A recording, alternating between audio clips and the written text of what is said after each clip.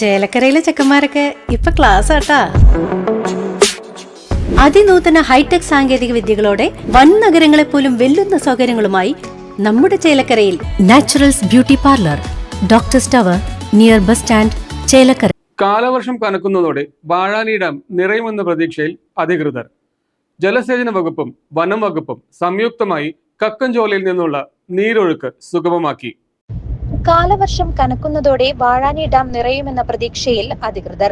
ജലസേചന വകുപ്പും വനം വകുപ്പും സംയുക്തമായി കക്കുംചോലയിൽ നിന്നുമുള്ള നീരൊഴുക്ക് സുഗമമാക്കി.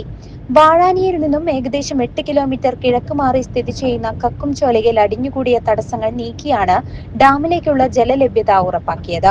വാഴാനി ഡാമിന്റെ വൃഷ്ടിപ്രദേശം താരതമ്യേന ചെറുതായതു കാരണം കക്കുംചോലയിലെ വെള്ളം കൂടി ഒഴുകിയെത്തിയാൽ മാത്രമേ ഡാം പൂർണ്ണ സംഭരണ ശേഷിയിൽ എത്തുകയുള്ളൂ. എന്നാൽ കക്കുംചോലയുടെ സ്വാഭാവിക ഒഴുക്ക് പീച്ചി ഡാമിലേക്കാണ്. ഇത് കാരണം എല്ലാ വർഷവും വനാന്തരത്തിലെത്തി ചോലയിലെ തടസ്സങ്ങൾ നീക്കി വെള്ളം വാഴാനിയിലേക്ക് തിരിച്ചുവിടേണ്ട സാഹചര്യം നിലവിലുണ്ട്.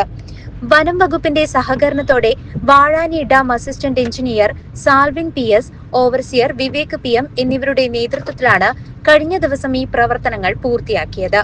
ഇത് ഡാമിലെ ജലനിരപ്പ് ഉയർത്തുന്നതിന് നിർണായകമാവുമെന്നാണ് വിലയിരുത്തൽ. News desk CCV.